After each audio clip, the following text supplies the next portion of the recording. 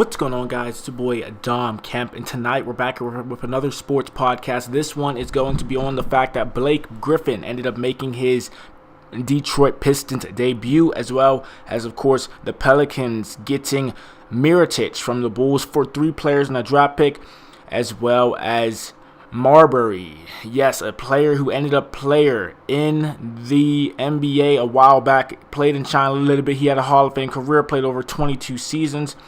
Then moving on to Victor Oladipo, Aaron Gordon returning for the dunk contest, as well as Suns. Isaiah Canaan has surgery, return uncertain. Lakers ball to miss more time with MCL sprain, and Heat Dragic replaces injured Love as All-Star.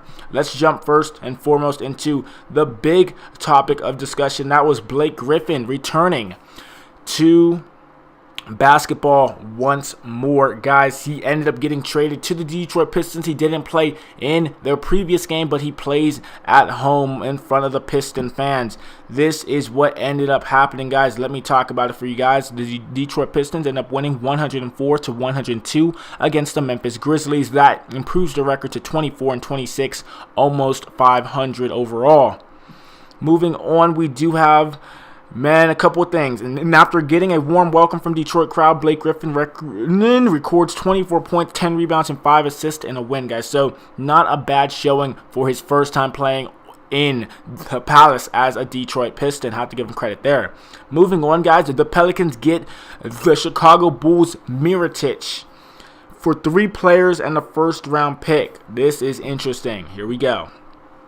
The New Orleans Pelicans acquired Chicago Bulls forward Nikola Mirotic on Thursday. The Pelicans were able to complete the deal once they decided to guarantee the $12.5 million team option as Mirotic's contract next season, which allowed the Bulls to complete the trade without Mirotic's permission, league sources said. The Pelicans sent a 2018 protected first-round pick, center Omer Hasek, and guards Tony Allen and Jameer Nelson to the Bulls. The Pelicans had to attach a first-round pick to unload the salary of Asik, who is owed $10.5 million this season, $11.2 million 2018-2019, and $3 million in guaranteed money in 2019-2020. The Pelicans' first-round pick on its way to the Bulls is protected top 5 selection in 2018, top 8 in 2019, and unprotected in 2020, league sources said. The Pelicans were able to create a roster spot to sign center Greg Monroe, whom they are courting aggressively after his contract buyout with the Phoenix Suns. Bulls executive VP John Paxton said he was pleased with what the Bulls received in return for Mirotic and was confident this was the best deal that presented itself.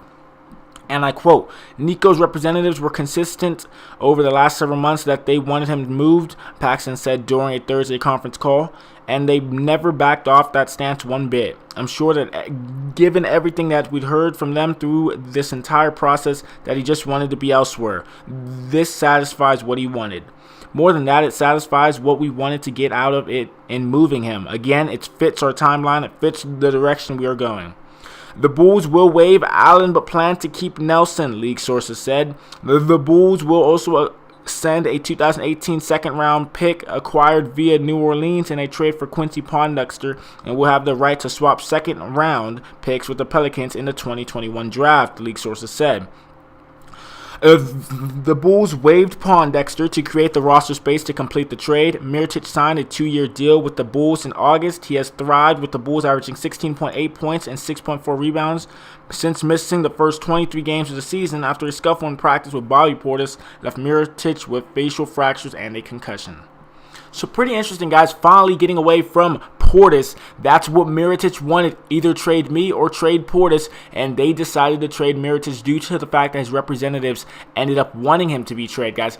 Not a bad trade for the Pelicans because they are building for shooters around Anthony Davis and Boogie Cousins. Even though Boogie Cousins is injured, they're still trying to help Anthony Davis out in the process. Still building it up for the All-Star forward. Moving on, in quotation marks, tired. Stephon Marbury ending career in China, going out the way I want to go out, he said. The two-time NBA All-Star Stephon Marbury told ESPN's The Undefeated that he is at peace with his 22-year professional basketball career ending in China on February 11th, just days before he turns 41 years old. Marbury plays for China Basketball Association, Beijing Fly Dragons, whose regular season ends February 11th against Jiangsu Tongyeshi. The Fly Dragons will not play in the postseason. Marbury, a three-time CBA champion, plans to return to his off-season home in Los Angeles after his finale in China. Although Marbury plans to stay in shape, just in case an NBA team calls this season, he says he's at peace with his pro career ending in China. And I quote, "I'm tired, man. I'm tired. I played 22 years." Marbury, whose 41st birthday is on February 20th, told The Undefeated, and I quote, "It's all good. I'm straight with how it is right now. I like being able to have control over going out the way I want to go out.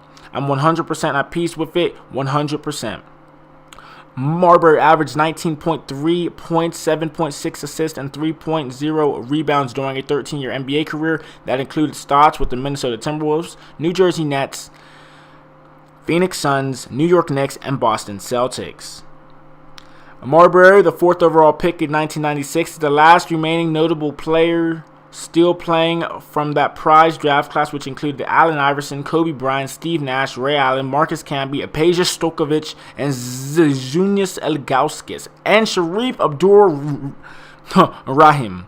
The former Georgia Tech star played in 2001 and 2003 in NBA All-Star games and was a two-time All-NBA third-team selection. While Marbury's NBA career ended in a less than stellar fashion with the Knicks and Celtics, he said he made his mark in the league before rejuvenating his career in China. "It was a stepping stone," Marbury said. "The NBA for me was preparation for me to do something someplace else. So all of the knowledge, all that I gained, all of the things I was able to learn from playing in the NBA allowed me to come someplace else to inject that and give that type of energy to a culture of basketball that needed that." 8 years ago, Marbury was the first notable former NBA player to make the move to play professionally in China. In January of 2010, Marbury signed with Shaijing Zhongzhou in Taiwan, China. After playing the next season in Foshan, the New York native moved on to Beijing during the 2010-2011 season, where he became a China legend. Marbury won 3 CBA championships with the Ducks and was the 2015 CBA Finals MVP. He was celebrated with a statue outside the Ducks Arena. The 6-time CBA All-Star was also celebrated in China with a Broadway-like play and movie telling his story, as well as a postal stamp, museum, and green card. He plans on continuing his current and new Chinese business endeavors, many of which are basketball-related after his retirement. And I quote, "I have 3 championships in a country where I don't speak the language," Marbury said. "People don't even know how hard it is to play in China. People think it's easy for the foreign players, but it's really not. It's difficult. You can ask J.R. Smith and Tracy McGrady. It's not just about your ability to score. It's just about being able to try to win. I have accomplished so much in a place where basketball has taken off, heightened, and gone to a whole other level, and I had something to do with this. I'm not a younger player seeing all this. I am an older player seeing all this. So I am in a moment seeing that happening while it's happening. And everything is all transparent while it's taking place." Marbury said he believes his entire basketball resume is worthy of an induction into the Naismith Memorial Basketball Hall of Fame as an international candidate. "My numbers are Hall of Fame. That's first," Marbury said. "You look at guys who have never won championships on the globe, they are in the Hall of Fame. 2, what I have done to help basketball globally to bring the gap from America to China, with China being one of the main components on earth for basketball, that right there alone should bridge that gap. It's the Basketball Hall of Fame, not the NBA Hall of Fame. So for basketball, I played in the Olympics. I played in the Junior Olympics. With what I've done and given to basketball is all Hall of Fame." McGrady agreed. The Naismith Hall of Famer and ESPN analyst said for what Marbury accomplished in the NBA and in China, he deserves to be in the Hall of Fame.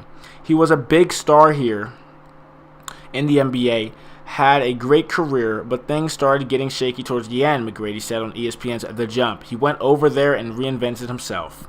Have to give Stephon Marbury credit. He does have a shoe line, I believe. He is a very savvy player. When he did play in the NBA, wasn't able to look at him that much in China. But guys, he's a pretty good player, guys, and I believe, my opinion, even though I know a little about him, his numbers, those are Hall of Fame numbers in the sense that he played internationally as well as in the NBA, guys. So he bridged the gap between China and the United States basketball platforms. Have to give him credit there.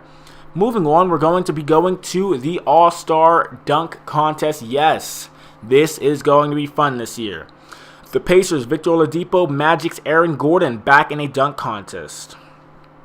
Los Angeles Lakers forward Larry Nance Jr., whose father won the inaugural slam dunk competition in 1984, joins the field for this year's dunk contest along with Indiana Pacers guard Victor Oladipo, Orlando Magic forward Aaron Gordon, and Dallas Mavericks rookie Dennis Smith Jr. The competition, a part of the NBA's All-Star Weekend, is February 17th at Staples Center in Los Angeles. Oladipo is competing in his second slam dunk competition, having finished second to Bulls guard Zach LaVine in 2015. Last season, Oladipo won the Dunk of the Year in voting by fans for the inaugural NBA awards. Aaron Gordon is making his third appearance, and he was runner-up to LaVine in 2016 and put on a show, garnering 3 perfect scores during the competition. Nance is attempting to become the Lakers' first slam dunk winner since Kobe Bryant in 1997, and he will be doing it on his home court. Nance's father, an all-star Larry Nance, beat Philadelphia 76ers legend Julius Erving in the final round of 1984 contest, besting Dr. J by cradling the ball for a one-handed dunk to clinch the championship. He said he entered the contest because there was a $10,000 prize and wanted to buy a Camaro. The dunk competition is a 2-round event, and players have a maximum of 3 attempts to complete each dunk. 5 judges score the dunks on a scale of 6 to 10. Houston Rockets guard Eric Gordon will return to defend his title in the All-Star Weekend's 3-point contest. And Gordon will face a field of some of the best shooters in the game: Oklahoma City Thunder forward Paul George, Golden State Warriors guard Klay Thompson, Toronto Raptors Kyle Lowry, Phoenix Suns Devin Booker, Miami Heat Wayne Ellington, Washington Wizards Bradley Beal, and LA Clippers forward Tobias Harris. Pretty stacked All-Star Weekend. A couple of names that will be sleepers in the All-Star Weekend festivities. Moving on, we're going to talk about Phoenix Suns Isaiah Canaan. No timetable for his ankle surgery. He ended up suffering a broken ankle in the basketball game, I believe, last night, maybe the night before. I'm not quite sure. Please don't quote me on that. But other than that, let's speak on this. Phoenix Suns point guard Isaiah Canaan had surgery on his fractured left ankle on Thursday, a day after suffering the gruesome injury in a win over the Dallas Mavericks. The Suns did not announce a timetable for his return, but Canaan is expected to make a full recovery, the team said. Canaan was fouled as he drove to the basket in the final seconds of the first quarter. His ankle gave way on a hard, awkward landing, and his left foot was pointing in the wrong direction as his body tumbled to the floor. As trainers rushed to Canaan, the crowd groaned and some of his shocked teammates covered their eyes or looked away. Phoenix guard Devin Booker pulled his jersey over his face. Team doctor Tom Carter twisted the foot and ankle back into its proper positions and said afterward that Canaan never uttered a word of pain. He was loaded onto a stretcher and wheeled off the court. Canaan averaged 8.6 points and 3.8 assists per game this season. Not the best stats, guys, and not much of a missed player on the court, but that is just a gruesome injury for anybody. Even if you are a role player off the bench, that's gruesome. Ah, man, broken ankle. Oh, pointing sideways. Oh, stop it. Stop it, please. Stop it. Please try not to visualize that. Moving on, it seems like Lonzo Ball is having some troubles, having some injury problems, or he's just making excuses not to play the rest of the season. But hey, that's just me. Lakers Lonzo Ball to miss at least 2 more games with MCL sprain. New York. Lonzo Ball will miss at least 2 more games due to a sprained left MCL as the Los Angeles Lakers ruled their point guard out of the remainder of their current road trip. My apologies. Okay. Ball will not play Friday in Brooklyn and will miss Sunday's game at Oklahoma City, where the Lakers conclude their 5-game road trip. The rookie point guard has already missed 8 straight games since injuring his knee against Dallas on January 13th. The Lakers last weekend said Ball's injury impacts his lateral movement and that the typical timetable for recovery was 1 to 3 weeks. This Saturday will mark 3 weeks since the injury. Coach Luke Walton has maintained that the Lakers will not rush the number 2 overall pick to return and wants Ball to practice first to see how his knee responds. And I quote, "Today was our last real practice," Walton said at the Barclays Center. "Saturday will be a scheduled light shoot-around practice. He will not play before he practices, so he is out until at least we get home." The Lakers are 4-4 without Ball during this current stretch and are 4-10 overall without him playing due to injury this season. The Lakers will be back in Los Angeles next week and play at home against Phoenix and Oklahoma City on Tuesday and Thursday. The Lakers could potentially practice Monday and or Wednesday before each of those games. Ball has mostly done shooting, received treatment, and done some lateral movement with trainers so far. So that is amazing. Lonzo Ball makes a difference in the starting lineup due to the fact that he is a playmaker. That is amazing to think about right there in that sense, guys. He is a playmaker, so he does make a difference, as they said. Man, when he's out for injury, they're 4-10. That's how you know that Lonzo Ball is a facilitator. Might not be a shooter, might not be a slasher, but he is a facilitator, guys. Loves to pass the ball. Literally, that's his last name, Ball. Okay, moving on. We're going to Heat's Dragic in the final headline of this evening. Heat's Goran Dragic selected as All-Star replacement. Miami. Goran Dragic was planning a vacation for All-Star Weekend. He's happily changing those plans. On Thursday, NBA Commissioner Adam Silver selected the Miami Heat guard as an injury replacement for the February 18th All-Star game in Los Angeles. Dragic will replace forward Kevin Love, who suffered a broken left hand. Dragic will play for Team LeBron, the squad drafted by LeBron James. Dragic leads the Heat with averages of 17 points and 4.8 assists per game this season and will be Miami's lone representative at the All-Star game.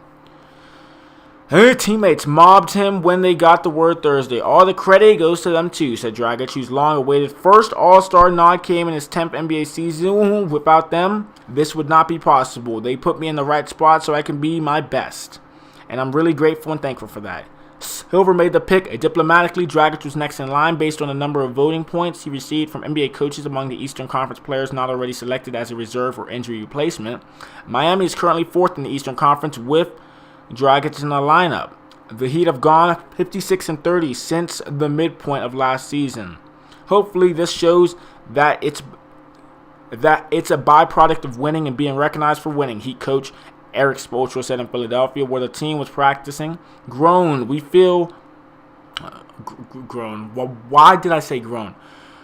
Gorian, we feel, is an all-star. We are just thrilled that he got recognized by the other coaches. Dragic is the 8th player to be selected to the All-Star game as a member of the Heat, joining Alonzo Mourning, Tim Hardaway, Anthony Mason, Shaquille O'Neal, Dwayne Wade, Chris Bosh, and LeBron James. The NBA said Dragic also became the first Slovenian player to make an All-Star team and said his wife won't mind adjusting the getaway plans. I think LA is going to be fine, Dragic said. So have to give Goran Dragic credit, a long-awaited chance for him to compete in the All-Star game with the rest of the All-Stars such as James Harden, Steph Curry, LeBron James, who are always there in the All-Star game. Have to give him credit. He definitely earned it. Guys, 17 points a game for the Miami Heat and averaging almost 5 assists a game. That's not that bad in my opinion, but it could be a little bit better. But it is considering he's playing for a team that's not the best in the Eastern Conference. Might be in the top 5 in the Eastern Conference, but definitely not the best team. He will be playing on Team LeBron. So that is it, guys. Thank you for listening to this podcast. If you went on to enjoying it, please hit the thumbs up and subscribe if you are new to the podcasting channel. We are still on 43 subscribers, but many of you ended up listening to the podcast last night about the transfer deadline day. It's February 1st, guys. I'm going to continue to try to upload daily for you all whenever the news whenever the news arrives for the sport, I will be covering it. So thank you for listening, and I will talk to you guys later. Peace, guys.